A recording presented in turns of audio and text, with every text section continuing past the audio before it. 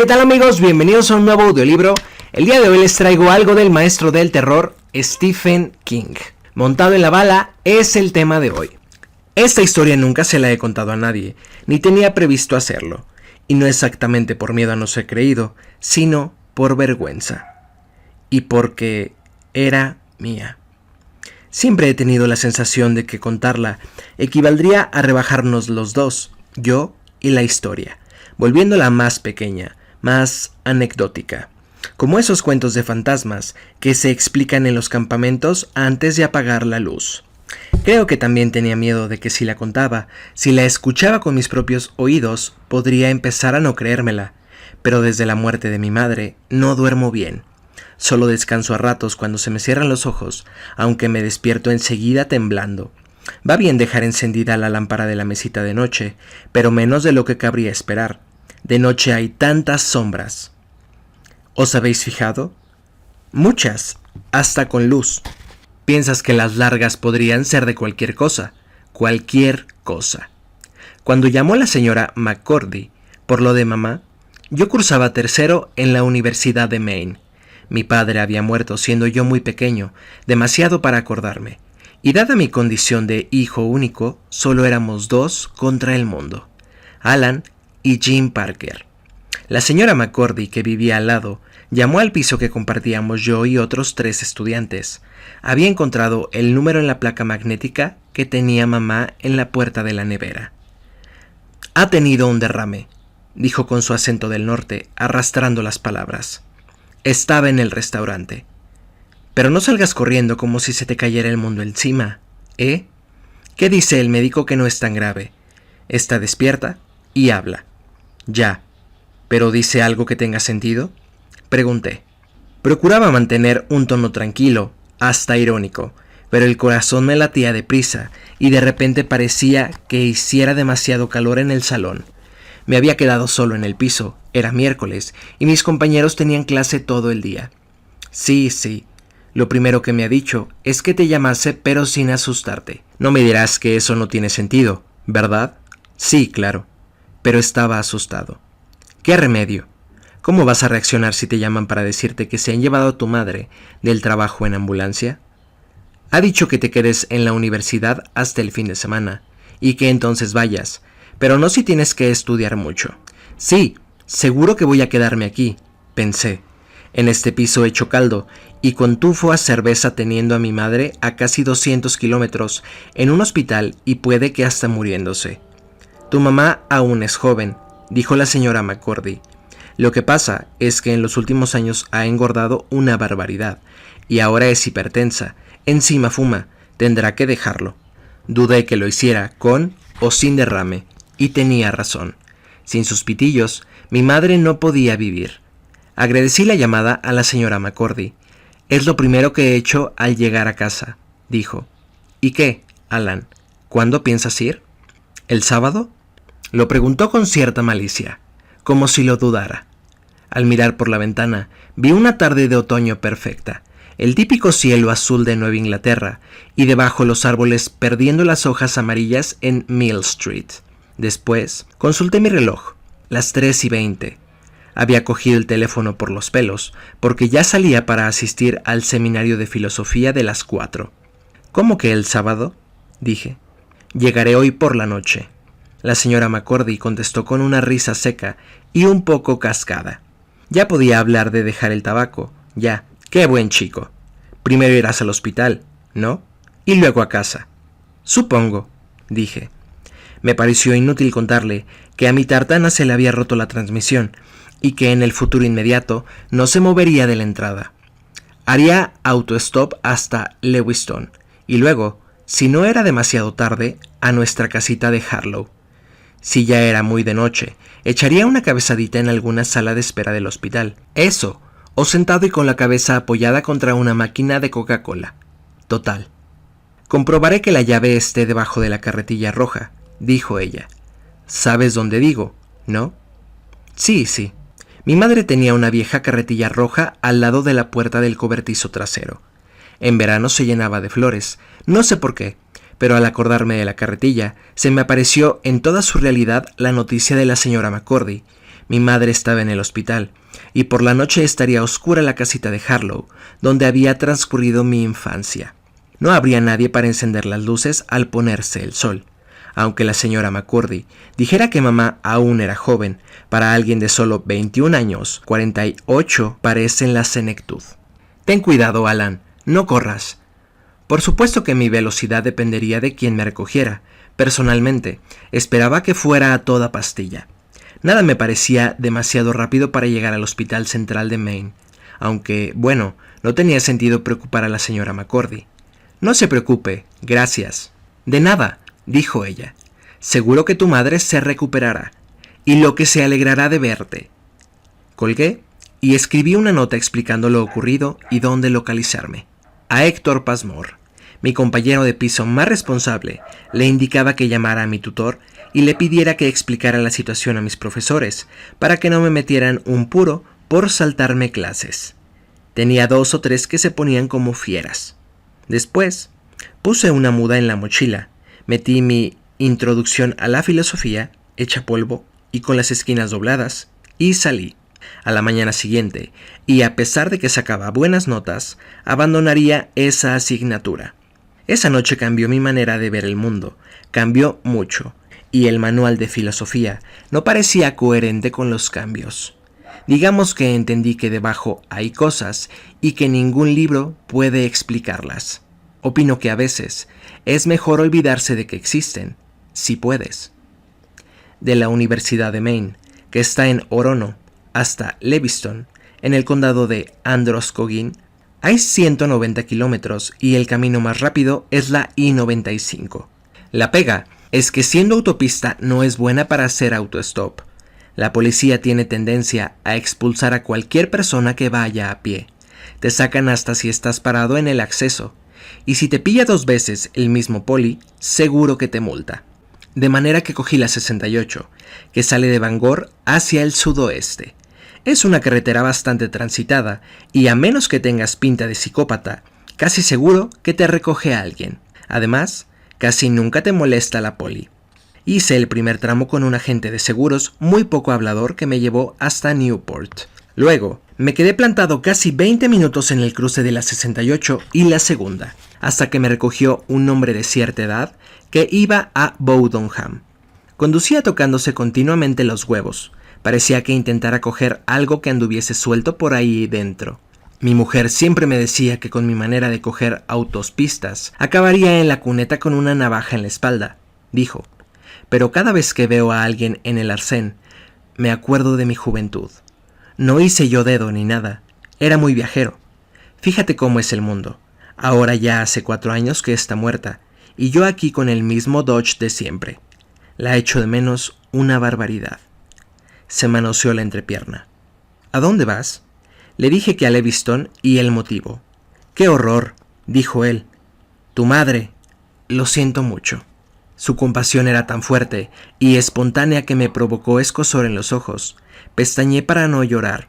No tenía ningunas ganas de sufrir un exceso de llanto en aquel coche viejo, que vibraba, daba leves bandazos y olía a meado. La señora McCurdy, la mujer que me llamó, dice que no es muy grave. Mi madre aún es joven, solo tiene 48 años. Ya, pero ¡un derrame! Me parecía sinceramente consternado. Volvió a cogerse la entrepierna abolsada de sus pantalones verdes y le propinó un estirón con su mano de viejo, desproporcionada y parecida a una garra. Un derrame siempre es grave. Oye, por mí te llevaría al hospital y te dejaría en la puerta, pero es que le prometí a mi hermano Ralph llevarlo a la residencia de Gates. Es donde está su mujer, que tiene aquella enfermedad de la memoria. Ahora no recuerdo cómo se llama. Anderson, Álvarez, algo así. Alzheimer, dije. Ah, sí, seguro que yo también la tengo. ¿Sabes qué? Que igual te llevo. No hace falta. En Gates seguro que me recoge a alguien. Da igual. Tu madre. Un derrame. Y solo 48 años. Se hurgó en la entrepierna. La hostia con el braguero. Te digo una cosa. A la que duras se te empieza a desmontar todo. Al final, Dios te da una patada en el culo. En serio, ¿eh? Pero bueno, tú eres un buen hijo. De lo contrario, no habrías dejado todo para ir a verla. Ella es una buena madre, dije. Volví a sentir el aguijón de las lágrimas. En la universidad nunca sentí una añoranza muy pronunciada, como mucho la primera semana, pero en el coche del viejo me asaltó.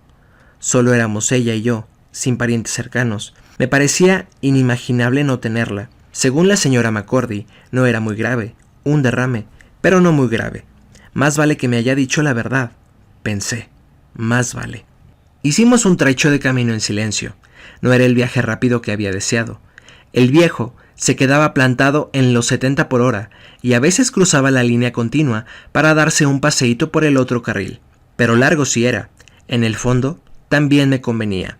La carretera 68 se ofrecía a nuestra vista, hilvanada por varios kilómetros de bosque, partiendo en dos los pueblecitos que aparecían y desaparecían en un lento abrir y cerrar de ojos, cada uno con su bar y su gasolinera de autoservicio. New Sharon, Ophelia, West Ophelia, Ghanistan, que, por extraño que parezca, se había llamado Afganistán, Mechanic Falls, Castle View y Castle Rock.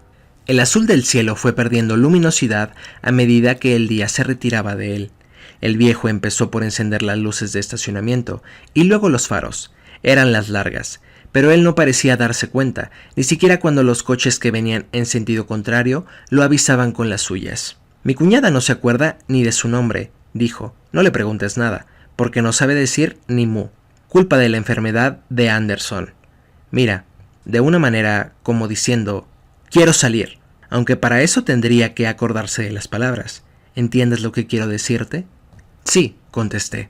Respiré hondo y me pregunté si el olor a meado provenía del viejo o si tenía un perro y lo dejaba subir al coche. Pensé si sería ofenderlo bajar un poco la ventanilla. Al final la bajé. Me pareció que no se daba cuenta, como ignoraba las luces largas de los coches del otro carril. Hacia las 7, ya en West Gates, subimos a una colina y el viejo exclamó: «Fíjate, la luna, a que está bonita». Sí que lo estaba, una bola enorme de color naranja separándonos del horizonte. No obstante, le encontré algo que me daba miedo. Parecía al mismo tiempo embarazada e infectada. De repente, viendo la luna, se me ocurrió algo horrible. ¿Y si llegaba al hospital y mi madre no me reconocía? ¿Y si había perdido la memoria, estaba en blanco y no sabía decir ni mu? ¿Y si el médico me decía que tendría que cuidarla a alguien hasta que muriera?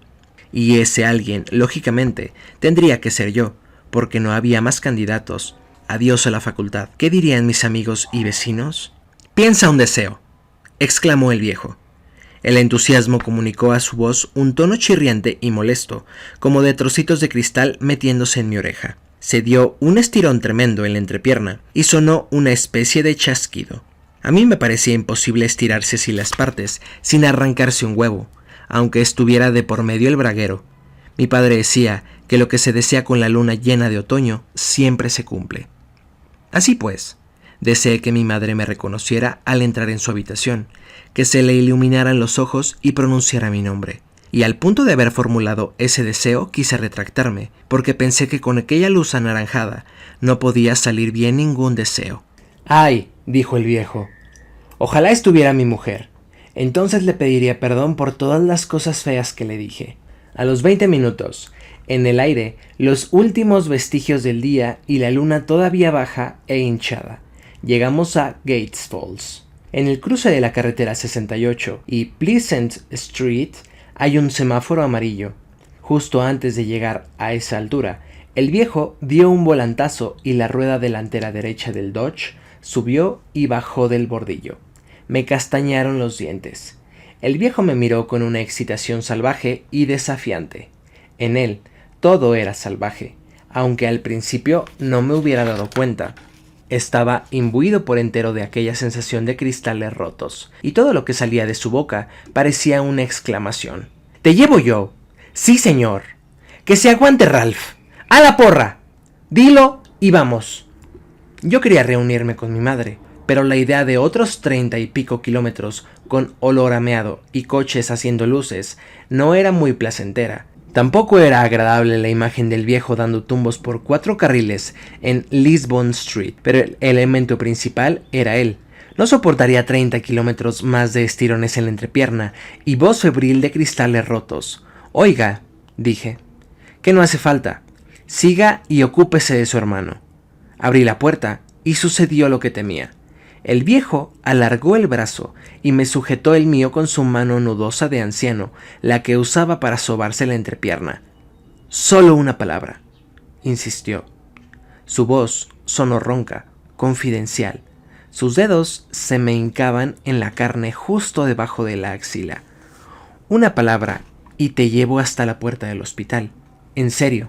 Da igual que sea la primera vez que nos vemos. No importa. Te llevo directo». «No hace falta», repetí. Y de repente me entraron unas ganas locas de saltar del coche, aunque tuviese que dejar la camisa en manos del viejo. Parecía que se ahogara. Preví que al moverme aumentaría la presión de sus dedos, y que hasta podía sujetarme por la nuca, pero no. Sus dedos se distendieron, y al sacar yo la pierna, resbalaron de mi cuerpo. Entonces, como es habitual después de los momentos de pánico irracional, me extrañó haber tenido tanto miedo. ¿Por qué? Solo era una forma de vida basada en el carbono, en único sistema Dodge, igual de viejo que ella, y con olor a orina. Decepcionado por ver rechazado su ofrecimiento, un viejo cualquiera, perpetuamente incómodo, con su braguero. ¿Por qué me había asustado tanto? «Gracias por traerme, y por el ofrecimiento», dije. «Pero si voy por ahí», señalé Pleasant Street, «me cogerán enseguida». Primero no dijo nada. Luego suspiró y asintió con la cabeza. «Sí, mejor por ahí», dijo. «Sin entrar, que en el pueblo no te recoge nadie. Nadie quiere frenar y que los de atrás le toquen la bocina». Tenía razón. Era inútil hacer autostop dentro de una población, aunque fuera pequeña como Gates Falls. Supongo que era verdad lo de que había viajado mucho a dedo. Pero, ¿estás seguro? Ya sabes lo que dicen del pájaro en mano. Volví a titubear. En lo del pájaro también tenía razón. A menos de 2 kilómetros del semáforo, Pleasant Street se convertía en Ridge Road. Recorría 80 kilómetros de bosque y se juntaba con la carretera 196 en las afueras de Lewiston.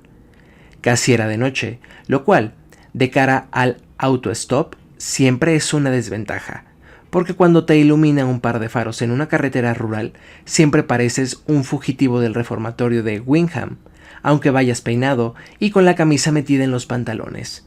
Pero no quería seguir con aquel viejo. Incluso fuera del coche y a salvo, le encontraba algo inquietante. Quizás solo fueran los signos de exclamación que parecían marcar todas sus palabras. Además, siempre he tenido suerte haciendo autostop. «Seguro», dije, y gracias otra vez. «Encantado, hombre, encantado». Mi mujer calló y vi que le afloraban lágrimas en los ojos. Volví a darle las gracias y cerré la puerta antes de que tuviera tiempo de añadir nada. Crucé la calle a paso rápido, con el semáforo proyectando mi sombra intermitentemente. Al llegar a la otra acera miré hacia atrás. El Dodge seguía aparcado delante de Frank's Fountain and Fruits. A la luz del semáforo y de la farola que había a unos 7 metros del coche, vi al viejo derrumbado en el volante. Temí que estuviese muerto, que lo hubiese matado yo con mi negativa a dejarme llevar. Entonces apareció otro coche en la esquina, y el conductor hizo luces al Dodge. Esta vez el viejo puso las cortas, así supe que seguía con vida, y condujo el Dodge lentamente hasta doblar la esquina. Cuando se hubo perdido de vista, miré la luna. Empezaba a perder su hinchazón anaranjada, pero conservaba algo siniestro. Caí en la cuenta de que nunca había oído que se formularan deseos con la luna llena. Con el lucero del alba sí, pero no con la luna. Entonces volví a tener ganas de retirar el mío. Con la noche casi cerrada, y yo en el cruce, acudió a mi mente con toda naturalidad la historia de la pata de mono. Abandoné Pleasant Street, enseñando el pulgar a los coches que pasaban, pero ni siquiera reducían la velocidad. Al principio, la carretera tenía tiendas y casas a ambos lados, hasta que la acera se interrumpió y volvieron a cerrarse los árboles en silenciosa reconquista del territorio. Cada vez que se inundaba la calzada de luz, alargando mi sombra y alejándola de mí, me giraba, enseñaba el pulgar y adoptaba una sonrisa, esperando que infundiera confianza. E invariablemente el coche pasaba sin aminorar la velocidad. Una vez alguien me gritó: «Menos mono y más trabajar», y oí risas. A mí La oscuridad no me da miedo, o no me lo daba, pero empecé a temer que hubiera sido un error no aceptar la oferta del viejo de llevarme directamente al hospital. Antes de emprender mi camino podría haber confeccionado un letrero de «Tengo enferma a mi madre», pero dudé que hubiese servido de algo. Un letrero puede hacerlo cualquier psicópata. Seguí caminando por el arcén, levantando grava con las zapatillas de deporte y escuchando los ruidos de la noche, un perro a lo lejos, y mucho más cerca un búho, y un suspiro de levantarse viento. La luna bañaba el cielo, pero a ella no se le veía. De momento la ocultaban los árboles, que en aquella parte eran altos. Al alejarme de Gates, se esparcieron los coches. A cada minuto me parecía más tonta mi decisión de rehusar la oferta del viejo. Empecé a imaginarme a mi madre en el hospital, con la boca congelada en una mueca de asco, y procurando no soltar el tronco resbaladizo de la vida que se le escapaba.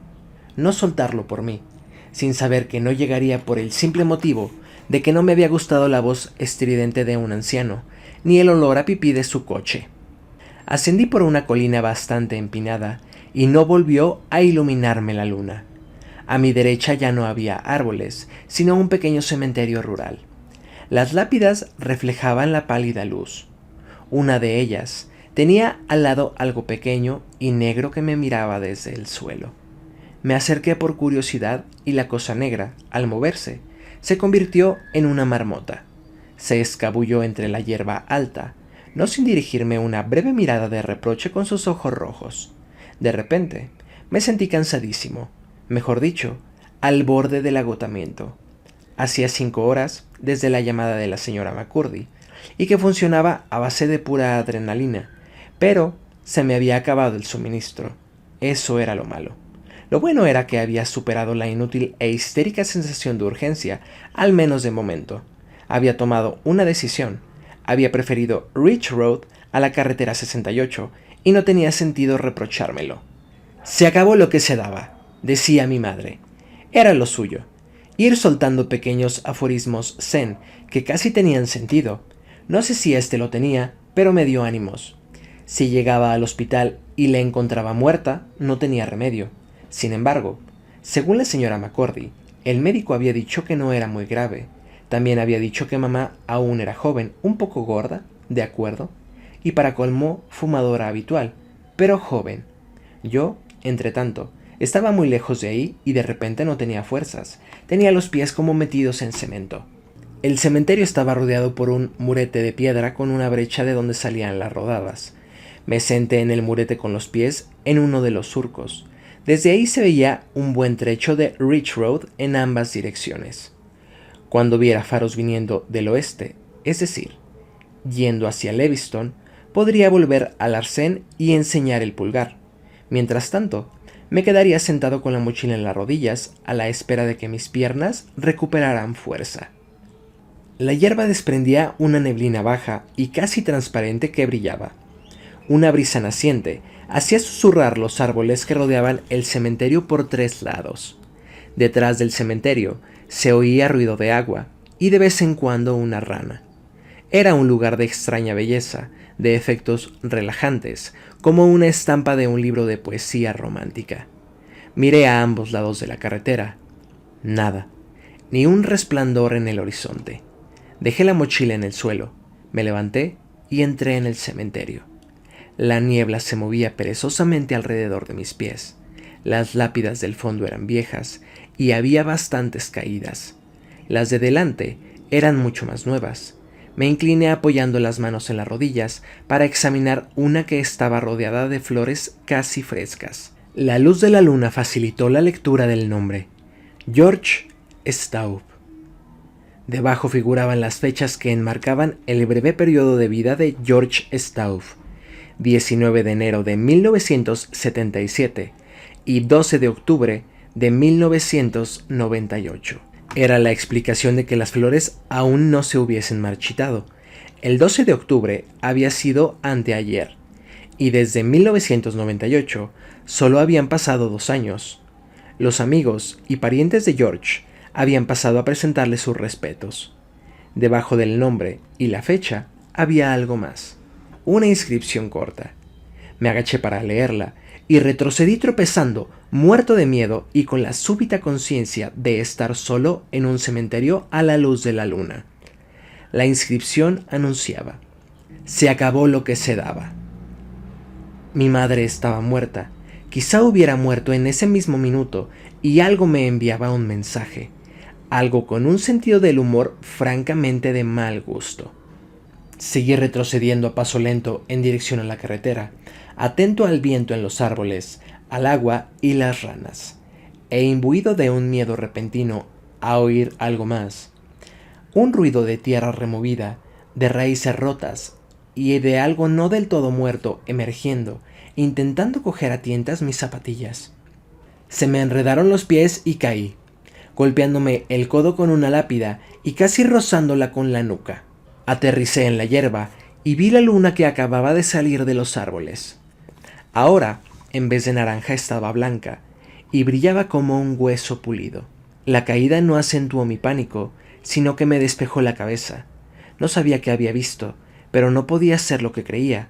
Cosas así eran propias del cine de John Carpenter y Wes Craven, no de la vida real. Sí, claro, me susurró una voz en la cabeza. Ahora sales y podrás seguir creyéndotelo. Podrás creértelo toda la vida. Tenía mojado el fondillo de los vaqueros, me lo separé de la piel. Volver a la lápida que marcaba el último lugar de descanso de George Stauff no fue fácil, pero tampoco tan difícil como esperaba. El viento siseaba entre los árboles, soplaba cada vez con más fuerza, señal de que cambiaba el tiempo. Me rodeaba un baile de vagas sombras. El cimbreo de las ramas hacía crujir el fondo del bosque. Me incliné hacia la lápida y leí: George Stauff, 19 de enero de 1977, 12 de octubre de 1998. Se apagó cuando empezaba. Permanecí inclinado y con las manos encima de las rodillas, sin darme cuenta de lo deprisa que me latía el corazón hasta que empezó a calmarse. No era nada, una simple coincidencia inoportuna. Era normal que me hubiera equivocado al leer. Hasta descansando y tranquilo podría haber leído mal, porque ya se sabe que la luz de la luna engaña mucho. Caso cerrado. Pero no, porque tenía claro que había leído. Se acabó lo que se daba. Mi madre había muerto. ¡Y una mierda!, repetí dando media vuelta. Al hacerlo, vi que la niebla que se enroscaba a mis tobillos había empezado a iluminarse. Oí el murmullo de un motor acercándose. Venía un coche. Me di prisa en volver al otro lado de la brecha del murete, recogiendo la mochila. Los faros del coche que se acercaba estaban a media colina. Saqué el pulgar justo cuando me enfocaban, deslumbrándome un poco. Antes de que empezara a frenar, ya supe que pararía. Es curioso, pero a veces lo sabes. Que se lo pregunten a cualquiera que haya hecho mucho autostop. El coche pasó de largo, con las luces de freno encendidas, y paró bruscamente en el arcén, cerca del final del murete de piedra que separaba el cementerio de Ridge Road. Corrí con la mochila rebotándome en la rodilla. Era un Mustang, uno de esos tan elegantes de finales de los 60 y principios de los 70. El motor hacía tanto ruido que quizá el silenciador no pasara a la siguiente inspección técnica. Pero no era problema mío. Abrí la puerta y subí. Al ponerme la mochila entre los pies, noté un olor que me sonaba de algo, un poco molesto. Gracias, dije. Muchas gracias. El chico que iba al volante llevaba vaqueros desteñidos y una camisa negra con las mangas cortadas. Estaba bronceado y era muy musculoso, con una línea azul tatuada alrededor del bíceps derecho. Llevaba una gorra al revés. Junto al cuello de la camiseta había un pin, pero no distinguí qué ponía. De nada, hombre, dijo él. ¿Vas a la ciudad? Sí, contesté. En aquella parte del mundo, decir la ciudad era decir Lewiston, la única población un poco grande al norte de Portland. Al cerrar la puerta, vi que del retrovisor colgaba un ambientador de fragancia de pino. Era lo que olía. En cuestión de olores, no era mi noche. Primero a meado y ahora a pino artificial. En fin, al menos alguien me había recogido. Debería haberme sentido aliviado, y cuando el del Mustang pisó el acelerador y volvió a Ridge Road, Haciendo rugir el motor de su reliquia, intenté convencerme de que, en efecto, me sentía aliviado. ¿A qué vas a la ciudad?, preguntó el conductor. Tenía más o menos mi edad. Debía de ser un chico de Lewiston que estudiaba en el Instituto Técnico de Auburn, a menos que trabajara en alguna de las escasas fábricas textiles que quedaban en la zona. Seguro que el Mustang se lo había arreglado en las horas muertas, porque era lo típico de los de la ciudad: beber cerveza, fumar un poco de María y arreglar el coche. O la moto. Se casa mi hermano y yo soy el padrino, mentí espontáneamente. Por alguna razón preferí que no se enterara de lo de mi madre. Pasaba algo raro. No sabía qué, ni si tenía sentido pensarlo, pero estaba seguro. Mañana ensayamos la boda, y por la noche es la despedida de soltero. ¿Sí? ¿En serio? Me miró con los ojos muy abiertos, volviendo hacia mí una cara agraciada, de labios carnosos que sonreían un poco, y mirada incrédula. Sí, confirmé. Tenía miedo. De repente, porque sí, volví a tener miedo. Pasaba algo raro, quizá desde que me había animado el viejo del Dodge a pedirle un deseo a la luna infectada, en vez de a una estrella, o desde el momento en que cogí el teléfono y oí decir a la señora McCordy que tenía malas noticias. Ah, pues muy bien, dijo el chico de la gorra al revés. Un hermano que se casa. Muy bien, hombre. ¿Cómo te llamas? Sentí auténtico pavor. Todo era raro, absolutamente todo, sin saber yo por qué, ni cómo había ocurrido tan deprisa. Algo, sin embargo, sí sabía, que tenía tan pocas ganas de que supiera mi nombre, el del Mustang, como de contarle lo que haría en Lewiston, y eso que a Lewiston no llegaría. De repente, estuve seguro de que no volvería a ver Lewiston. Fue como adivinar que pararía el coche, y luego el olor. Sobre el olor también estaba seguro de algo. No procedía del ambientador, sino de debajo. Héctor, dije, dando el nombre de mi compañero de piso. Héctor Passmore. Mi boca seca lo pronunció con fluidez y calma. Dentro de mí, algo insistía en que no dejara traslucir mi sensación de que pasaba algo raro. Era mi única oportunidad. Él se giró un poco hacia mí y tuve ocasión de leer el pin. He montado en la bala de Thrill Beach, Laconia. Lo conocía. Era un parque de atracciones. Hasta había estado una vez. También me fijé en una línea gruesa de color negro que le rodeaba el cuello, igual que el tatuaje del brazo, con la diferencia de que la raya del cuello no era ningún tatuaje. Estaba cruzada por varias decenas de pequeñas marcas verticales. Eran los puntos que le habían dejado al volverle a coser la cabeza. Encantado, Héctor, dijo. Yo me llamo George Stauff. Tuve la sensación de que la mano me flotaba, como en un sueño. Recé porque lo fuera, pero no. Tenía toda la nitidez de la realidad. El olor de encima era pino. El de debajo correspondía a algún producto químico, seguramente formol. Iba en coche con un muerto. El Mustang se comía Ridge Road a 100 por hora, persiguiendo sus luces largas bajo el fulgor de una luna lustrosa como un pin. Los árboles a ambos lados de la carretera se contorsionaban al viento.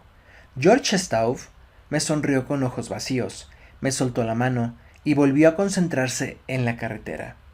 Yo había leído Drácula en el instituto y me acordé de una frase que sonó en mi cabeza como una campana rota. Los muertos conducen deprisa. Hay que evitar que sepa que lo sé. La frase fue otra campanada. No era mucho, pero sí lo único que tenía. Hay que evitarlo. Hay que evitarlo. Pensé dónde estaría aquel viejo, en casa de su hermano tranquilamente, o era uno de ellos. Nos seguía a pocos metros con su viejo Dodge, encogido el volante y estirándose el braguero. ¿También estaba muerto?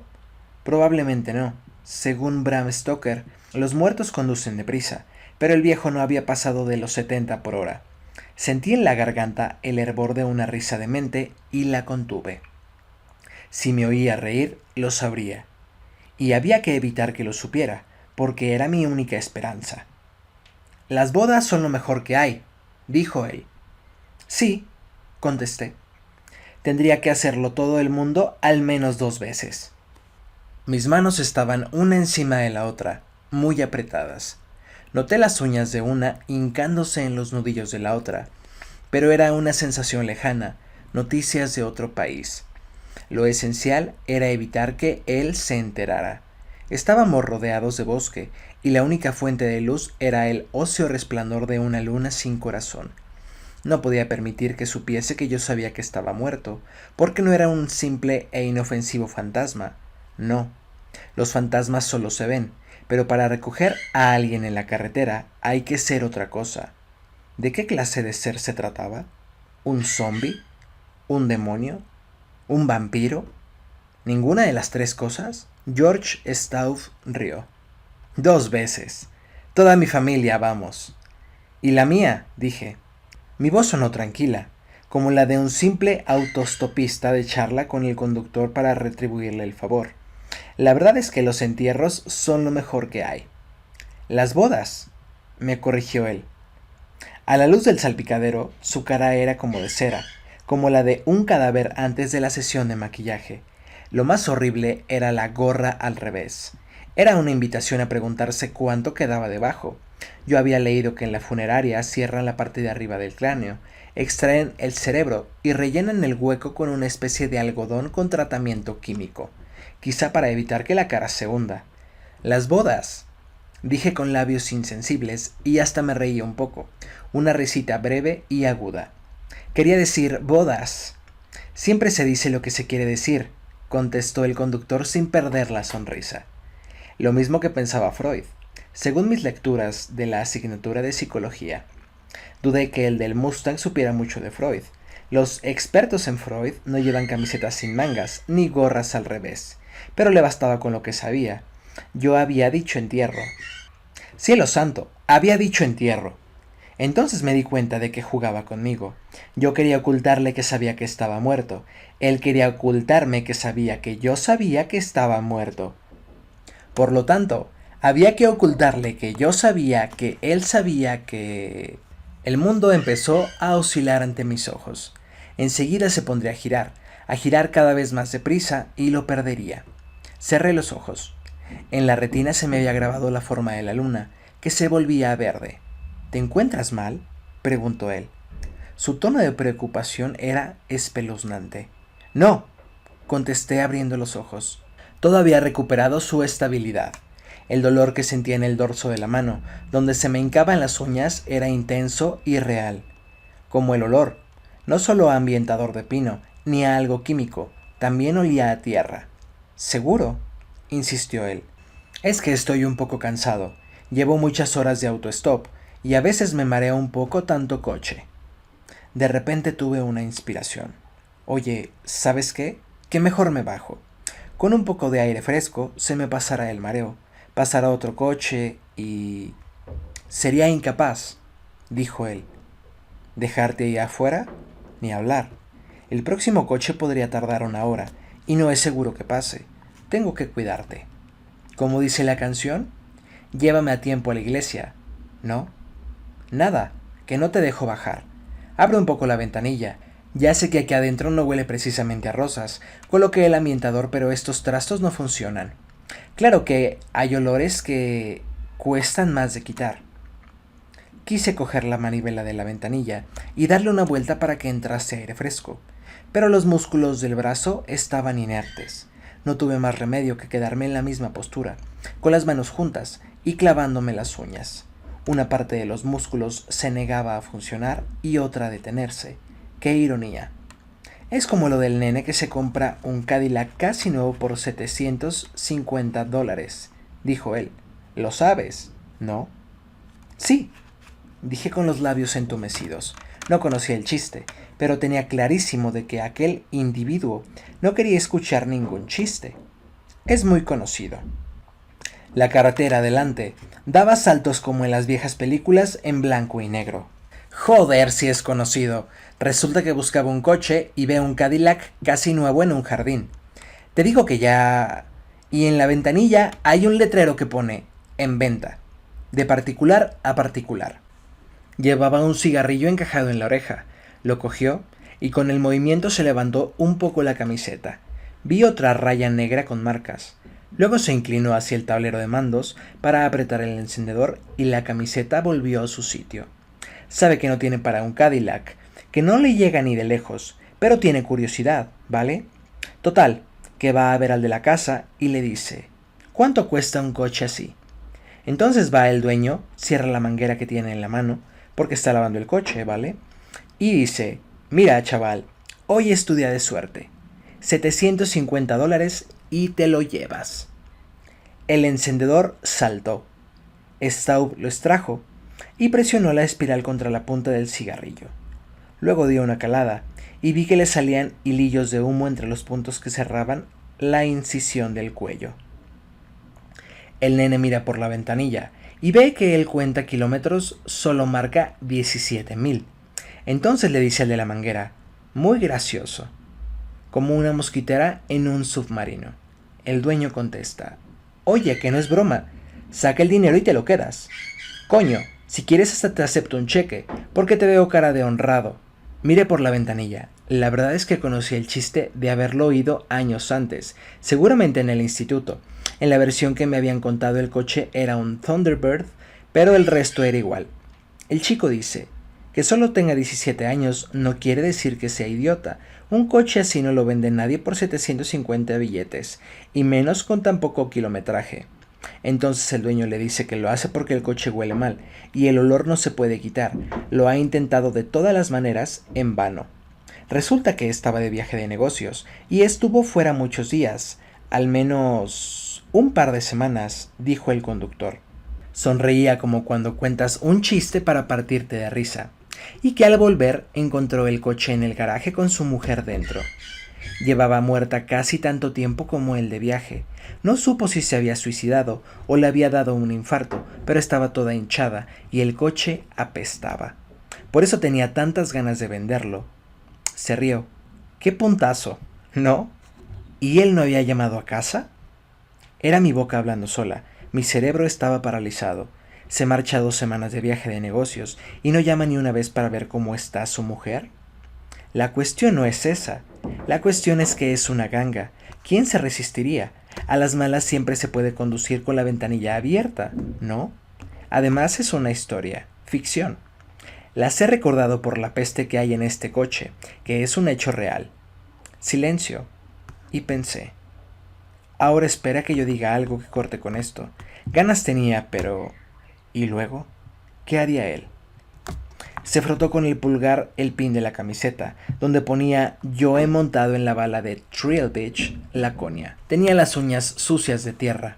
Es de donde vengo, dijo. De Trill Village. Trabajé para un tío y me dio un pase para todo el día. Iba a venir con mi novia, pero llamó diciendo que estaba enferma. A veces la regla le duele mucho y tiene unos mareos de la hostia.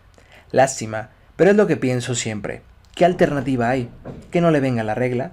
Malo para los dos. Soltó una especie de carcajada, más parecida a un ladrido. Total que fui solo. No tenía sentido dejar el pase sin usar. ¿Tú has estado en Trill Village? Sí, contesté. Una vez, a los 12 años. ¿Y con quién ibas? Preguntó. Porque supongo que no iría solo, teniendo 12 años. Eso no se lo había dicho, ¿verdad? No. Estaba jugando al gato y al ratón.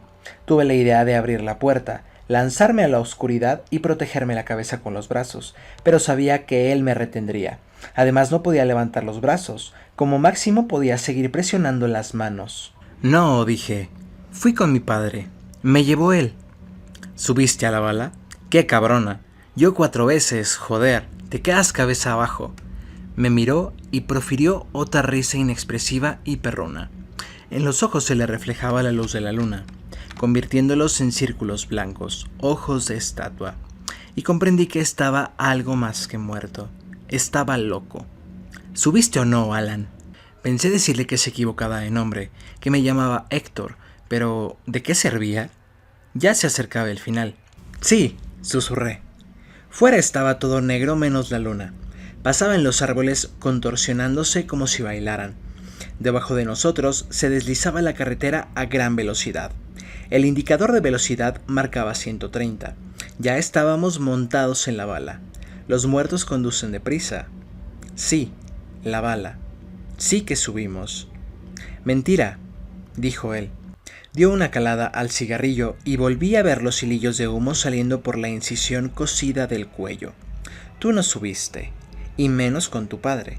Te pusiste en la cola, pero ibas con tu madre. Había mucha cola porque en la bala siempre hay un montón de gente esperando, y ella no quiso quedarse a pleno sol.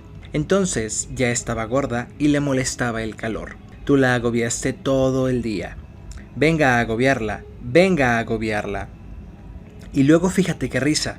Al llegar al principio de la cola te rajaste. ¿A que sí? No respondí. Tenía la lengua pegada al paladar. Él movió la mano, de piel amarillenta y uñas sucias a la luz del salpicadero del Mustang, y me cogió las mías. Con el contacto se quedaron sin fuerza y se separaron como cuando un nudo se deshace por arte de magia al tocarlo la varita del prestidigitador. Tenía la piel fría y como de serpiente. ¿A que sí? Sí, musité. Al acercarnos y ver lo alto que era, y que arriba, donde daba la vuelta, gritaban todos, me rajé. Ella me dio una bufetada y no me dirigió la palabra hasta llegar a casa. No subí a la bala, al menos hasta ahora. Pues deberías, oye, porque es lo mejor. Es donde hay que subir, el resto no vale nada, al menos en Thrill Village. Volviendo a casa, paré a comprar unas cervezas en la tienda que hay en la frontera del estado. Pensaba pasar por casa de mi novia y darle un pin de broma. Se dio unos golpecitos en el pin de la camiseta, bajó la ventanilla y arrojó el cigarrillo al viento de la noche. Pero ya debes de saber qué pasó. Naturalmente que lo sabía, como si no fuera el típico cuento de fantasmas. Tuvo un accidente con el Mustang y la policía, al llegar, encontró el coche destrozado y a él muerto dentro, el cuerpo contra el volante y la cabeza en el asiento trasero, con la gorra al revés y los ojos vacíos mirando el techo fijamente. Desde entonces, cuando hay luna llena y sopla viento, aparece en Rich Road. Volvemos enseguida, después de un breve mensaje de nuestro patrocinador. Ahora sé algo más que antes, que las peores historias son las que se han oído toda la vida. Son las verdaderas pesadillas. Los entierros son lo mejor que hay, dijo y se rió. Es lo que has dicho, ¿no? Ha sido una metedura de pata, Al, está clarísimo. La has metido hasta el fondo. Déjame salir, susurré. Por favor. Hombre, eso habría que hablarlo, dijo volviéndose hacia mí. ¿Sabes quién soy, Alan? Un fantasma, dije. Hizo un ruido impaciente por la nariz y las comisuras de los labios le apuntaron hacia abajo, a la luz del cuentakilómetros. Venga, tío, ¿qué tan corto no eres?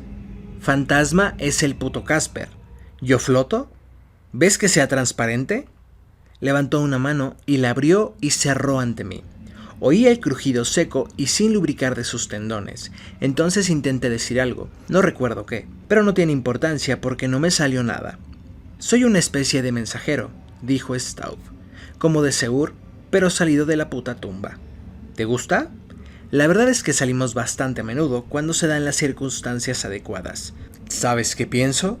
Que el que manda, Dios o lo que sea, debe de tener ganas de juerga. Siempre quiere comprobar si te quedas con lo que tienes, o si puede convencerte para que optes por lo que hay detrás de la cortina. Aunque tiene que coincidir todo, como esta noche. Tú solo, tu mamá enferma, intentando que te lleve alguien. ¿Verdad que si me hubiera quedado con el viejo no habría pasado nada? Dije. Ahora el olor de Staub ya no tenía secretos. Era la suma del olor punzante a productos químicos y la peste de carne en descomposición. Me extrañó no haberlo comprendido desde el principio, haberlo confundido con otra cosa. No sé qué decirte, repuso Staub. Puede que el viejo que dices también estuviera muerto. Pensé en la voz estridente del anciano, como de cristales rotos, y en el chasquido de su braguero. No, no estaba muerto. Y yo había cambiado el olor a pipí de su viejo Dodge por algo mucho peor. Pero bueno, no tenemos tiempo de comentarlo.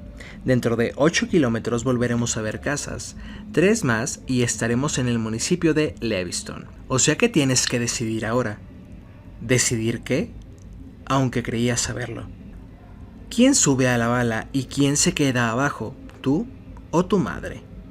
Me miró con sus ojos de ahogado, ojos llenos de luna. Como sonreía más que antes, vi que le faltaban casi todos los dientes a causa del accidente. Dio unos golpecitos en el volante. Me llevo a uno de los dos, y ya que estás aquí, elige tú. ¿Qué contestas? En mis labios estuvo a punto de formarse, no lo dices en serio. Pero, ¿qué sentido tenía esa afirmación? Pues claro que lo decía en serio, con una seriedad mortal. Pensé en todos los años que mi madre y yo habíamos pasado juntos, Alan y Jim Parker contra el mundo. Ratos buenos, muchísimos, y malos. Malos de verdad también bastantes. Parches en los pantalones y cenas a base de caldo. Casi todos los otros niños tenían 25 centavos semanales para comer caliente. A mí siempre me daban un bocadillo de mantequilla de cacahuate o un poco de mortadela con pan del día anterior, como en el proverbial cuento del niño pobre que acaba haciéndose millonario. Y ella venga a trabajar en no sé cuántos restaurantes y bares para que tuviéramos para vivir.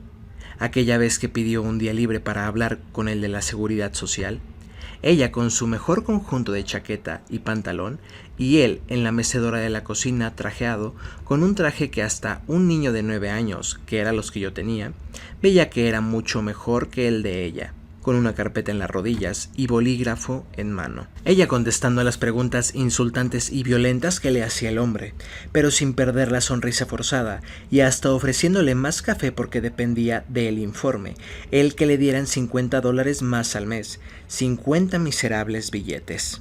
En la cama, y llorando después de marcharse él. Luego, conmigo sentado en su regazo, intentando sonreír y diciendo que los asistentes sociales eran todos unos cabrones, y riéndonos los dos porque habíamos descubierto que más valía reírse.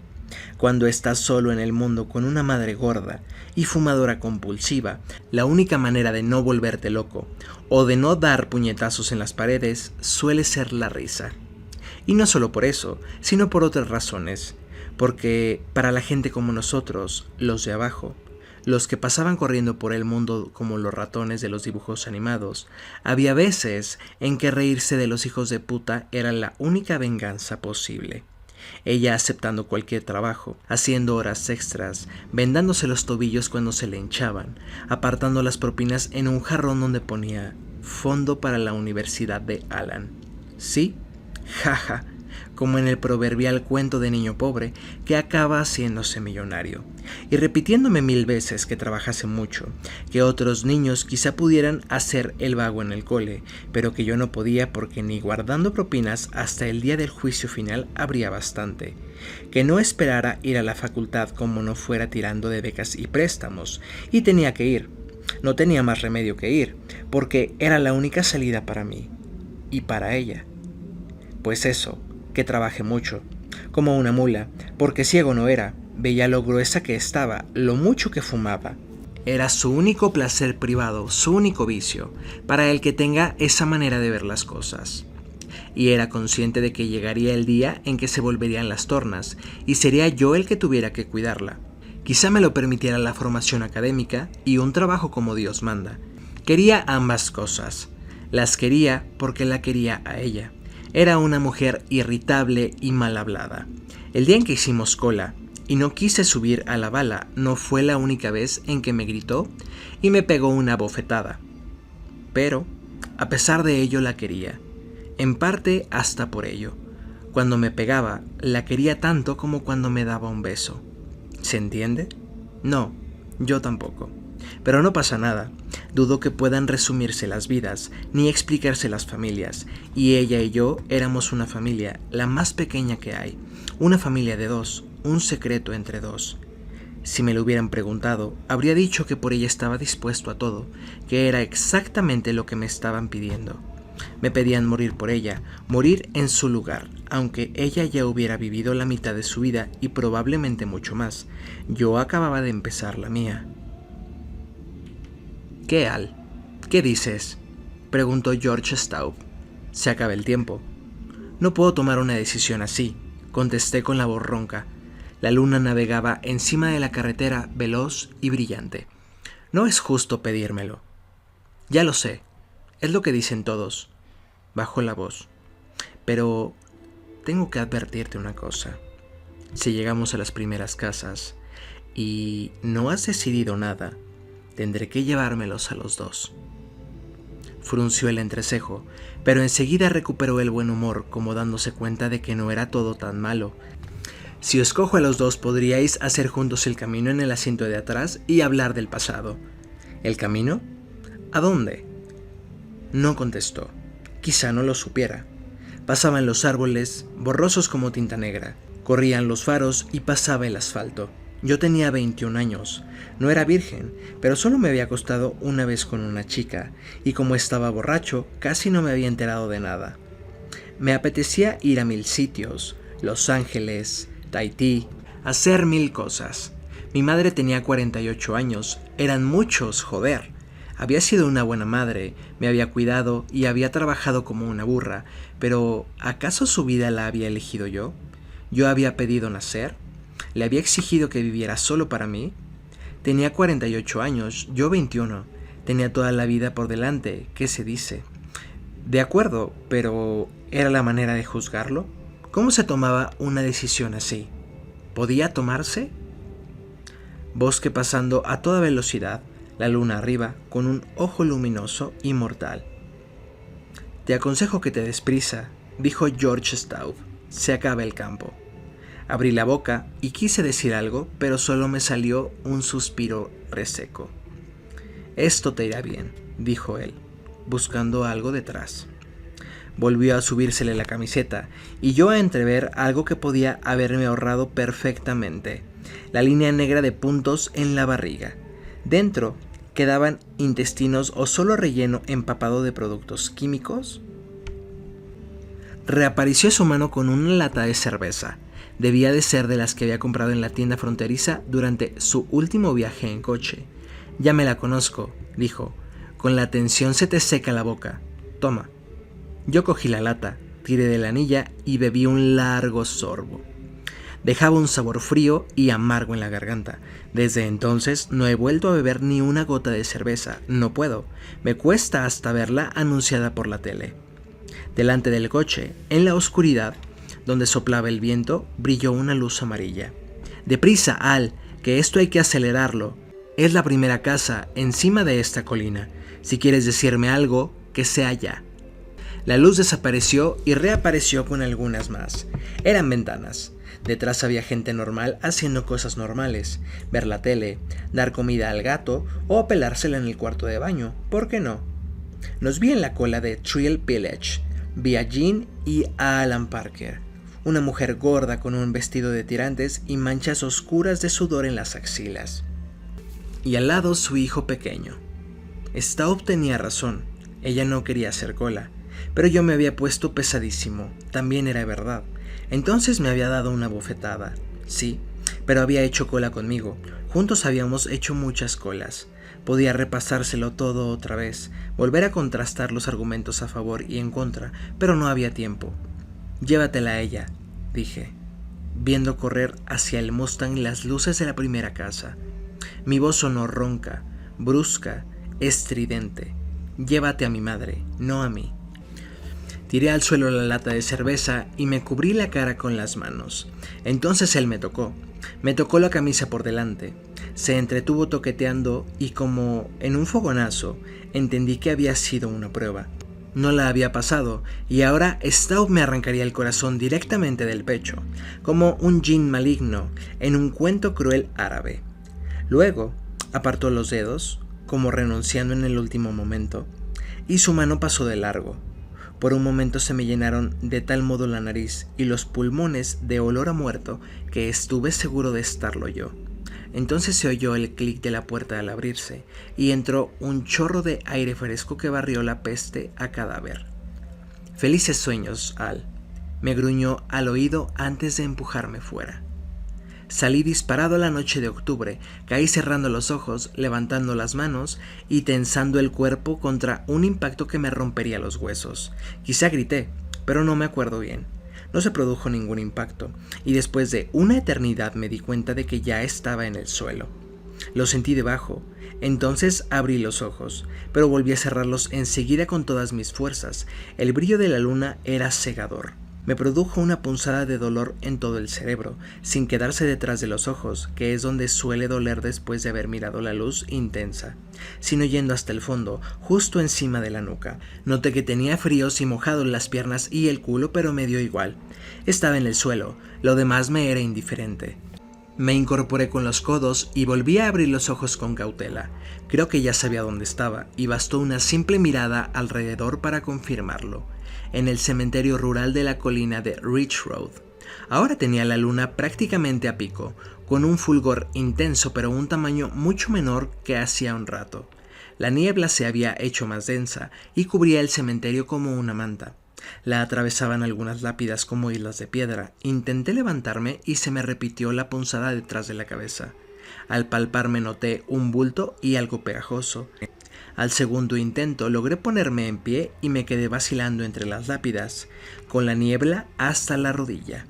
Luego di media vuelta. Vi la brecha del muro y detrás Ridge Road. No vi mi mochila, oculta por la niebla, pero sabía que estaba ahí. La encontraría saliendo a la carretera por la rodada izquierda, con que ahí estaba mi historia, bien envuelta y con un lacito. Había parado a descansar en una colina, había entrado en el cementerio para echar un vistazo y, al apartarme de la tumba de George Stauf, había tropezado de la manera más tonta cayéndome y dándome con la cabeza contra una lápida. ¿Cuánto había durado mi inconsciencia? No dominaba la técnica de leer la hora exacta por la posición de la luna, pero menos de una hora no podía haber pasado. Suficiente para haber soñado que iba en un coche con un muerto. ¿Cuál? ¿Cuál iba a ser? George Stauf, el nombre que había leído en la lápida justo antes de quedarme dormido. El típico final, ¿no? ¡Qué pesadilla he tenido! ¿Y si llegaba a Leviston y encontraba muerta a mi madre? Pues nada, lo achacaría a una simple corazonada nocturna. Se trataba de la típica anécdota para contar años después al final de una fiesta.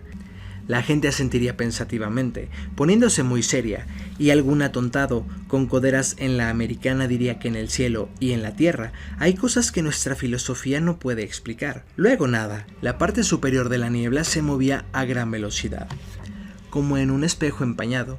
Esto no se lo cuento a nadie, que va, ni cuando me esté muriendo.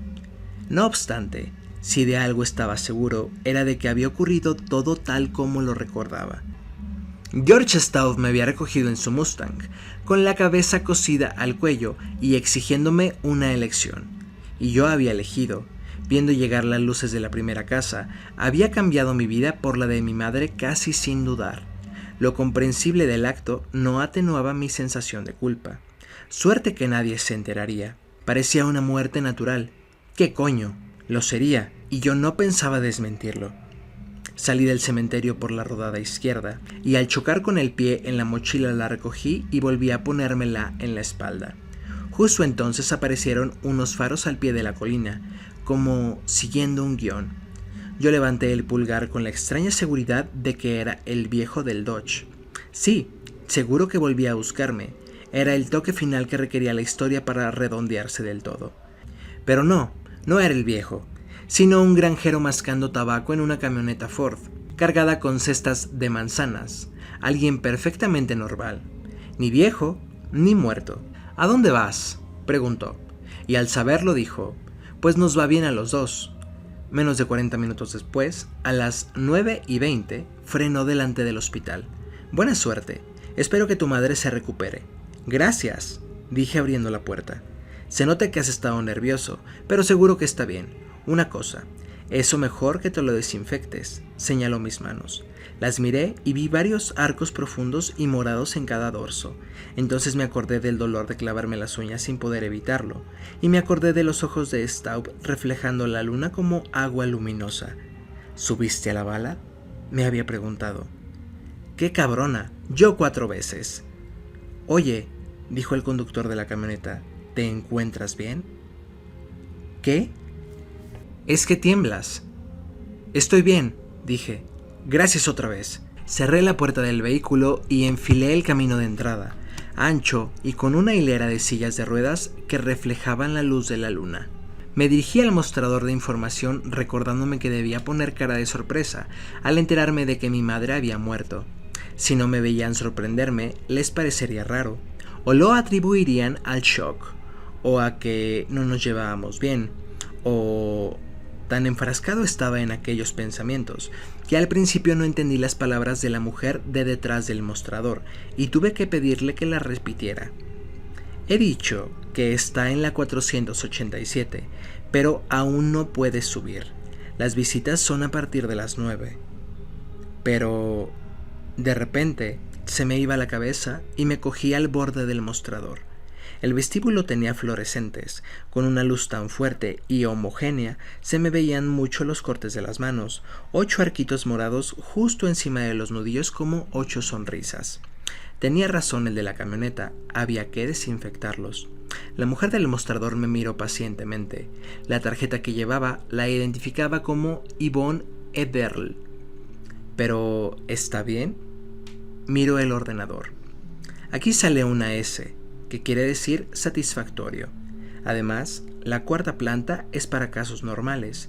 Si tu madre hubiera empeorado, la hubieran llevado a la UCI, que está en la 3ª.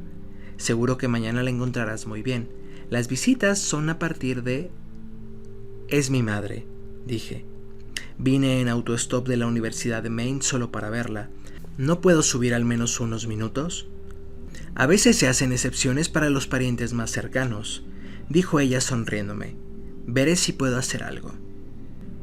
Cogió el teléfono y pulsó unos botones. Debía de llamar a la enfermera del 4º piso. Vi los siguientes 2 minutos como si poseyera el don de la clarividencia. La de información. Yvonne preguntaría si podía subir el hijo de Jim Parker, la de la 487, solo para darle un beso y ánimos a su madre. Entonces, la enfermera diría: «Ay, Dios mío, es que la señora Parker ha fallecido hace ya un cuarto de hora. Acabamos de enviarla al depósito y no hemos podido actualizar el ordenador. ¡Qué horror!». La mujer del mostrador dijo: «Muriel, soy Yvonne. Aquí abajo hay un chico que se llama...». Me miró arqueando las cejas y le di mi nombre.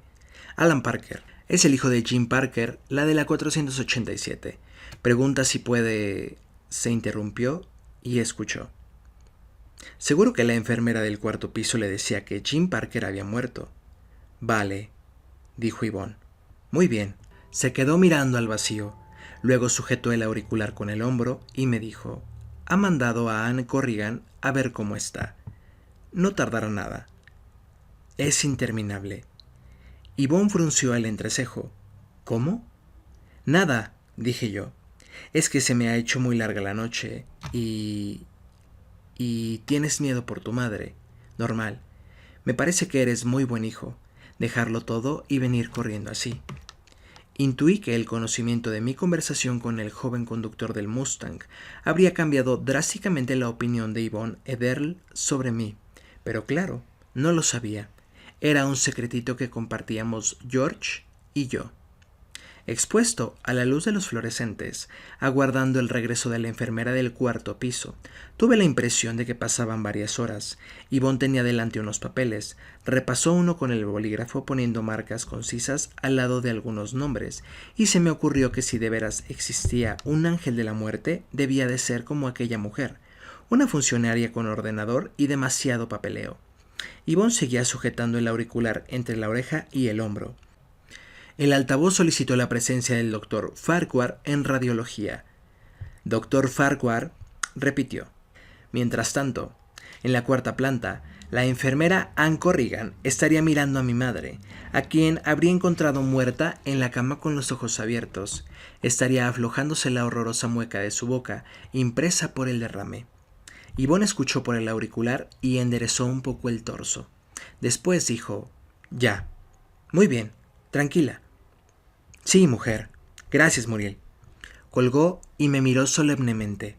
«Dice Muriel que subas, pero que solo puedes visitarla 5 minutos. Tu madre ya se ha medicado para la noche y está un poco atontada». Me quedé mirándola boquiabierto. A ella se le borró la sonrisa. «¿Seguro que te encuentras bien?». «Sí», dije. «Es que pensaba...». Recuperó la sonrisa, esta vez de comprensión. «Lo piensa mucha gente», dijo. «Es normal. De repente te llaman, sales disparado. Es normal pensar lo peor, pero si tu madre estuviera grave, Muriel no te dejaría subir. Créeme. Gracias, dije. Muchas gracias. Di media vuelta, pero antes de alejarme oí decir a Yvonne: una pregunta. ¿Por qué llevas ese pin si vienes del norte, de la Universidad de Maine? ¿Trill Village no está en Nueva Hampshire? Me miré la camisa y vi el pin prendido en el bolsillo. Yo he montado en la bala de Trill Village, Laconia. Recordé el miedo de que Staub me arrancase el corazón y comprendí. Antes de arrojarme fuera, me había puesto el pin en la camisa. Era su manera de marcarme, de impedirme no creer en nuestro encuentro. Lo decían los cortes del dorso en mis manos y el pin de la camisa. Me había pedido que eligiera y yo había elegido. Entonces, ¿cómo podía estar viva mi madre? ¿Esto? Lo toqué con la yema del pulgar y hasta le saqué un poco de brillo. Es un amuleto. Era una mentira tan atroz que poseía cierto esplendor. Me lo dieron hace mucho tiempo, cuando estuve allí con mi madre. Subimos a la bala. Yvonne sonrió como si nunca hubiera oído nada tan tierno. Abrázala y dale un beso muy grande, dijo. Verte hará que duerma mejor que cualquier pastilla que puedan darle los médicos. Señaló en una dirección. Los ascensores están detrás de esa esquina. Como ya había pasado el horario de visita, yo era el único que esperaba el ascensor. A la izquierda había un cubo de basura, al lado de la puerta del kiosco, que estaba cerrado y a oscuras. Me quité el pin y lo tiré al cubo. Luego me limpié las manos en el pantalón. Justo entonces se abrió la puerta de un ascensor. Entré y pulsé la cuarta. La cabina empezó a subir. Encima de la botonera había un cartel anunciando que la semana siguiente habría una campaña de donación de sangre. Al leerlo tuve una idea, aunque más que una idea fue una certeza. Mi madre se estaba muriendo, justo ahora. Yendo yo hacia su planta, en aquel amplio y lento ascensor, habiendo elegido yo, me correspondía encontrarla. Pura lógica. Se abrió la puerta del ascensor frente a otro cartel. En este había un dedo delante de unos labios, todo al estilo de los dibujos animados, y debajo la advertencia: nuestros pacientes agradecen su silencio. El ascensor daba a un pasillo que se extendía en ambas direcciones. Las habitaciones con número impar estaban a la izquierda. Fue por donde enfilé, con la sensación de que a cada paso me pesaban más las zapatillas. Empecé a detenerme al llegar a la altura de los 470 y me quedé parado entre la 481 y la 483. No podía. Del pelo me salía, en lentos chorritos, un sudor frío y pegajoso como jarabe medio congelado. Tenía el estómago hecho una bola, como un puño en un guante de goma. No podía. Mejor dar media vuelta y huir como un gallina, un mierda, que es lo que era. Iría a Harlow en autostop y por la mañana llamaría a la señora McCordy. Por la mañana sería todo más fácil de asumir. Empecé a volverme, pero de repente una enfermera asomó la cabeza en la habitación que había a 2 puertas, la de mi madre. ¿Señor Parker?, preguntó en voz baja. Hubo un momento enloquecido en que casi lo negué. Luego asentí. «Entre, deprisa, que está a punto de irse». Eran las palabras que esperaba. Aún así me produjeron un calambre de miedo en todo el cuerpo, haciéndome flaquear las rodillas. La enfermera lo advirtió y acudió presurosa con un ruido de faldas y cara de susto. En el pin dorado que llevaba en el pecho ponía Anne Corrigan. No, me refería al sedante. Está a punto de dormirse. Pero qué idiota soy. Ella está bien, señor Parker. Le he dado Ambien y ahora se dormirá. No irá a desmayarse usted. Me cogió del brazo. No, dije yo sin saber si era verdad. Todo me daba vueltas y los oídos me zumbaban. Pensé en los saltos que había dado la carretera. Aquella carretera de película en blanco y negro, con la luz plateada de la luna. ¿Subiste a la bala? ¡Qué cabrona! Yo 4 veces. Anne Corrigan me acompañó a la habitación y vi a mi madre. Siempre había sido una mujer grande y la cama del hospital era corta y estrecha. Pero ella casi parecía perdida. Su pelo, que ya era más gris que negro, estaba diseminado por la almohada. Sus manos reposaban en el dobladillo de la sábana como manos de niño o incluso de muñeca. No presentaba ninguna mueca como la que había imaginado yo en su cara, pero sí la piel amarillenta. Tenía los ojos cerrados, pero cuando la enfermera murmuró su nombre se abrieron. Eran de un azul oscuro e irisado, lo más joven que tenía, y completamente vivos. Al principio parecieron extraviados hasta que me encontraron. Uno subió, el otro tembló, se levantó un poco y volvió a bajar. «Al», susurró. Fui hacia ella rompiendo a llorar. Había una silla junto a la pared, pero ni me fijé. Me agaché y la abracé. Olía a cálido, a limpio. Le di un beso en la sien, otro en la mejilla y otro en la boca. Ella levantó la mano y me tocó varias veces debajo de un ojo. «No llores», susurró. «No hace falta». «He venido enseguida de enterarme», dije. «Me lo dijo Betsy McCurdy. Le pedí fin de semana», dijo ella. «Le dije que vinieras el fin de semana». «Sí, claro, y un cuerno», repuse abrazándola. «¿Arreglado coche?» «No», dije. «He hecho autostop». «Joder», dijo ella. Se notaba que tenía que hacer un esfuerzo con cada palabra, pero las pronunciaba bien, y no advertí ninguna desorientación. Sabía quién era ella, quién yo, dónde estábamos y por qué. La única señal de que le hubiera ocurrido algo era la debilidad de su brazo izquierdo. Sentí un alivio inmenso. Todo había sido una broma cruel de Staub, a menos que no existiera ningún Staub, y a fin de cuentas fuera cierto lo del sueño, aunque parezca cursi.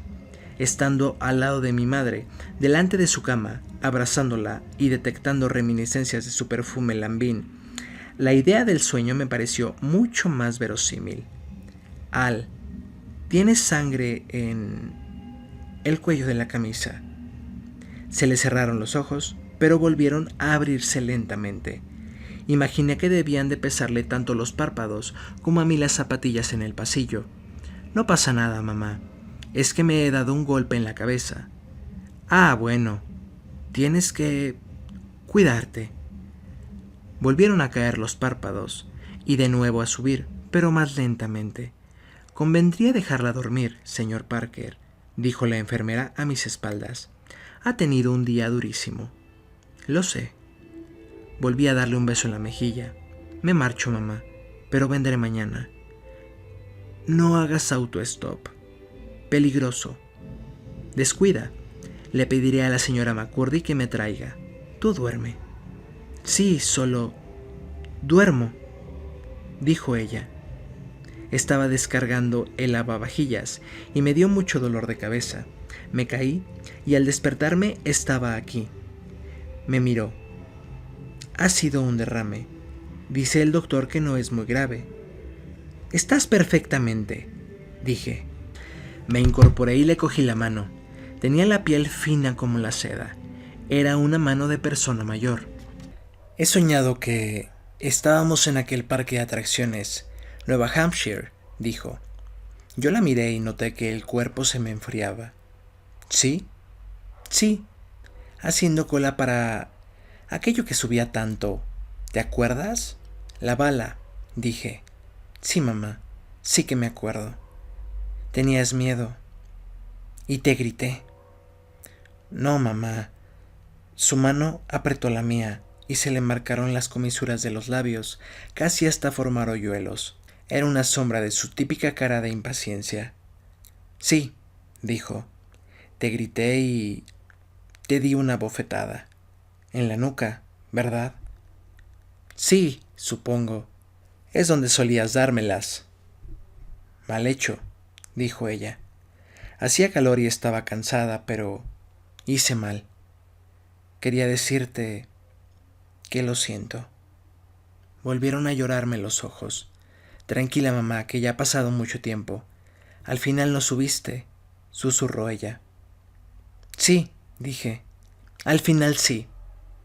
Me sonrió. La vi pequeña y débil, muy distinta de aquella mujer enfadada, sudada y musculosa que me había gritado al llegar al final de la cola, la que me había dado una bofetada en la nuca. Seguramente vio algo en la cara de uno de los que hacían cola, porque la recuerdo diciendo ¿Y tú qué miras, guapo? Mientras me arrastraba de la mano y yo lloriqueaba bajo el sol de verano, frotándome en la nuca. Y eso que no me dolía, porque tampoco había sido un golpe muy fuerte. Más que nada me acuerdo del alivio de apartarme de aquella estructura alta que giraba, con sus dos cápsulas, una en cada extremo, de aquella máquina giratoria de gritos. Por favor, señor Parker, que ya es hora, dijo la enfermera. Cogí de la mano a mi madre y le di un beso en los nudillos. Volveré mañana, dije. Te quiero, mamá. Y yo a ti, Alan. Perdóname todas las bofetadas que te he dado. No eran maneras. Sí que eran maneras, las suyas. No sabía cómo decirle que lo entendía, que lo aceptaba. Formaba parte de nuestro secreto familiar, algo susurrado en las terminales nerviosas. Vuelvo mañana, ¿vale, mamá? No contestó. Habían vuelto a cerrársele los ojos y esta vez no volvieron a abrirse. El pecho le subía y bajaba con lentitud y regularidad. Me aparté de la cama sin dejar de mirarla. Cuando estuve en el pasillo, le dije a la enfermera: ¿se recuperará? ¿Del todo? Eso nunca se puede saber, señor Parker. La atiende el doctor Nunnally, que es muy buen médico. Mañana por la tarde pasará por esta planta y se lo podría preguntar. Dígame usted su opinión. Yo creo que se recuperará, dijo la enfermera, acompañándome por el pasillo en dirección al ascensor. Las constantes vitales están muy bien, y todos los efectos residuales indican que el derrame no ha sido grave. Frunció el entrecejo. Claro que tendría que hacer algunos cambios, de dieta, de estilo de vida. ¿Se refiere al tabaco? Sí, eso fuera. Lo dijo como si para mi madre abandonar un hábito de toda la vida fuera tan fácil como quitar un florero de la mesita del salón y ponerlo en el recibidor. Pulsé el botón de llamada del ascensor y la puerta del de antes se abrió. Se notaba que después de las horas de visita bajaba mucho el ritmo del hospital. Gracias por todo, dije. De nada. Y perdone por el susto que le he dado. Hay que ser tonta. Descuide, dije yo pese a estar de acuerdo. No tiene importancia. Subí al ascensor y pulsé el botón del vestíbulo. La enfermera levantó la mano y movió los dedos. Yo me despedí con el mismo gesto y nos separó la puerta corrediza. La cabina empezó a bajar. Me miré las marcas de las muñecas en el dorso de ambas manos y pensé que era un desastre, el más despreciable de los seres. Aunque solo hubiera sido un sueño, seguía siendo el ser más despreciable. Llévatela a ella, había dicho. Era hijo suyo y aún así había dicho: llévate a mi madre, no a mí.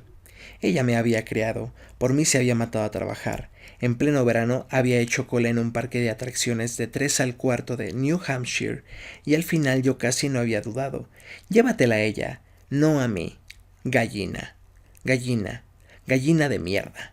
Al bajar del ascensor, levanté la tapa del cubo de basura y lo vi en el interior de un vaso de plástico con restos de café. Yo he montado en la bala, en Trill Village, Laconia.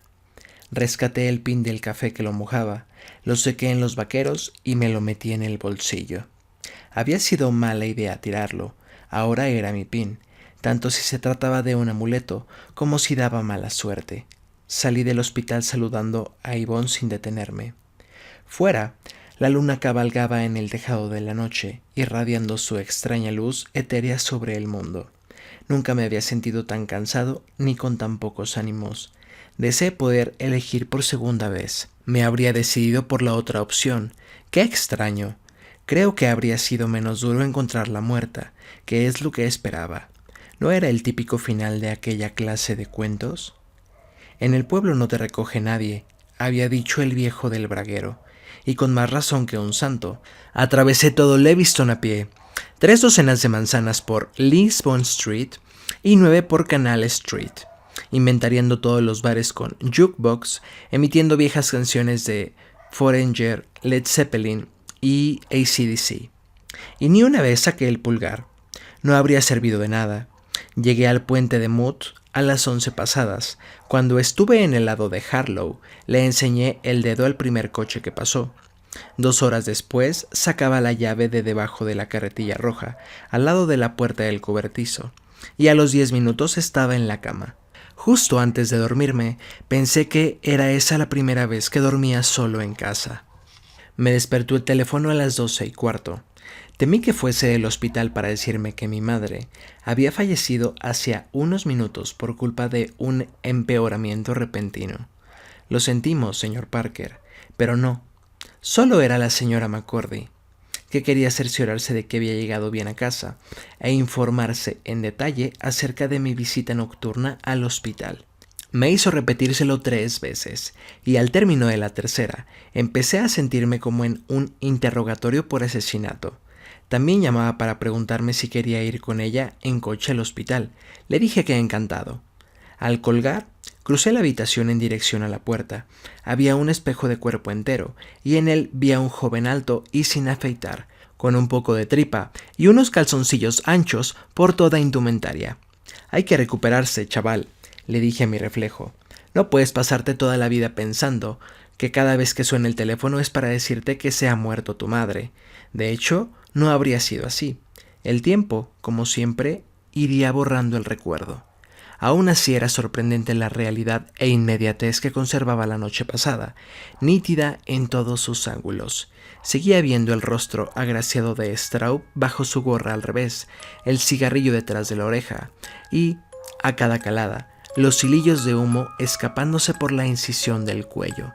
Seguía oyendo su voz contando la anécdota del Cadillac a precio de ganga. El tiempo embotaría el filo y pondría Roma las aristas, pero tardaría lo suyo. A fin de cuentas, conservaba el pin, que estaba al lado de la puerta del lavabo, encima de la cómoda. Era mi souvenir. ¿O no vuelven con un recuerdo todos los protagonistas de Cuentos de Fantasmas? ¿Algo que demuestre la verdad de lo ocurrido? En el rincón del dormitorio había un equipo de música del año de la pera. Busqué entre mis cintas viejas para escuchar algo mientras me afeitaba. Encontré una que ponía folk mix y la metí en el cassette. La había grabado en el instituto y casi no me acordaba de su contenido. Bob Dylan cantaba La muerte solitaria de Heidi Carroll y Tom Paxton a su amigo Trotamundos. Luego Dave Van Rock empezó a cantar sobre la cocaína, y a la mitad de la tercera estrofa me quedé parado con la máquina en la mejilla. Tengo la cabeza llena de whisky y la barriga de ginebra. Cantaba Dave con su voz rasposa. Dice el médico que me matará, pero no ha dicho cuándo. Claro, he ahí la respuesta. Mi mala conciencia me ha llevado a suponer que mi madre moriría de inmediato. Tampoco Staub lo había desmentido. ¿Cómo? Si no se lo había preguntado. Pero evidentemente era mentira. Dice el médico que me matará, pero no ha dicho cuándo. ¿Qué sentido tenía flagelarse tanto? Mi decisión no se ajustaba al orden natural de las cosas. ¿No era normal que los hijos sobrevivieran a los padres? El muy hijo de puta había querido asustarme, hacer que me sintiera culpable, pero ¿qué necesidad tenía yo de tragármelo? ¿O no acabábamos subiéndonos todos a la bala? Solo intentas encontrar una excusa, algo que te haga sentir bien. Quizás sea verdad lo que piensas, pero cuando Staub te pidió que eligieras, la elegiste a ella. Eso no hay manera de esquivarlo. Aunque te estrujes el cerebro, la elegiste a ella. Abrí los ojos y me miré la cara en el espejo. Hice lo que tenía que hacer, dije. No acababa de creérmelo, pero pensé que a la larga me convencería. Fui a ver a mi madre con la señora McCordy y estaba un poco mejor. Le pregunté si se acordaba del sueño sobre Thrill Village y ella negó con la cabeza. Casi no me acuerdo ni de que vinieras ayer por la noche, dijo. Tenía un sueño que me moría. ¿Tiene alguna importancia? No, ¿qué va?, dije. Y le di un beso en la sien. Ninguna. Mi madre salió del hospital 5 días después. Al principio cojeaba un poco, pero se le pasó y al mes volvía a trabajar. Empezó con media jornada, pero acabó otra vez con jornada completa, como si no hubiera pasado nada. Yo volví a la universidad y conseguí trabajo en Pat's Pizza, en el centro de Orono. No pagaban mucho, pero me dio para arreglar el coche. Mejor porque había perdido el poco gusto que tenía al autostop. Mi madre intentó dejar de fumar, y al principio le fue bien, pero en abril, al empezar las vacaciones, volví de la universidad un día antes, y me encontré la cocina tan llena de humo como de costumbre. Ella me miró avergonzada, pero también desafiante. «No puedo», dijo. «Perdona». Al, ya sé que tú no quieres que fume y que es malo, pero sin fumar siento un vacío que no lo llena nada más. Cuando mucho me arrepiento de haber empezado. 2 semanas después de licenciarme, mi madre tuvo otro derrame, aunque leve. Ante las reconvenciones del médico, hizo otro intento de abandonar el tabaco, pero engordó más de 20 kilos y volvió a sucumbir. Dice la Biblia, como el perro vuelve a su vómito. Siempre me ha gustado esa frase. Yo encontré empleo a la primera. Suerte, imagino. Un trabajo bastante bueno en Portland y emprendí el de convencerla de que renunciara al suyo. Al principio fue difícil, podría haber desistido, pero cierto recuerdo me impulsaba a seguir escarbando en sus defensas. Deberías ahorrar para ti. No cuidarme, decía ella. Un día, Al, querrás casarte, y lo que te hayas gastado en mí te hará falta para tu vida de verdad. Mi vida de verdad eres tú, dije dándole un beso. ¿Es así, te guste o no? Acabó tirando la toalla. Siguieron años bastante buenos, un total de 7. No vivíamos juntos, pero iba a verla casi a diario. Jugábamos mucho a las cartas y veíamos muchas películas en el video que yo le había comprado. Nos reíamos a capazos, que decía ella. Ignoro si esos años se los debo a George Stauff, pero fueron buenos. En cuanto a la noche de mi encuentro con Stauff, no se cumplió mi expectativa de que el recuerdo se volviera borroso, o pareciera un sueño. Cada incidente, desde el del viejo diciéndome que pidiera un deseo a la luna llena, a los dedos toqueteándome la camisa al ponerme Stauff el pin, conservó toda su claridad. Y llegó el día en que ya no encontré el pin. Era consciente de habérmelo llevado al instalarme en mi pisito de Falmouth. Lo guardaba en el cajón superior de la mesita de noche, junto con un par de peines, mis 2 juegos de gemelos y un pin político de hacía muchos años con un chiste sobre Bill Clinton y el sexo seguro. Pero el caso es que se perdió. Y 1 o 2 días después, cuando sonó el teléfono, supe por qué lloraba la señora McCordy. Era la mala noticia que nunca había dejado de esperar. Se acabó lo que se daba. Una vez terminado el funeral y el velatorio, cuando se marchó el último integrante de un desfile de dolientes que parecía interminable, regresé a la casita de Harlow, donde había vivido mi madre sus últimos años, fumando y comiendo donuts con cobertura de azúcar. Hasta entonces habíamos sido Jean y Alan Parker contra el mundo. Ahora solo quedaba yo. Revisé sus pertenencias, aparté los pocos documentos pendientes de algún trámite y llené varias cajas, poniendo a un lado de la habitación lo que quería quedarme y al otro lo que donaría a la beneficencia. Cuando ya faltaba poco para acabar, me arrodillé, miré debajo de su cama y encontré lo que había estado buscando, sin acabar de reconocer que lo buscaba. Un pin polvoriento, donde ponía, yo he montado en la bala, Trill Village, Laconia. Lo cogí y apreté el puño.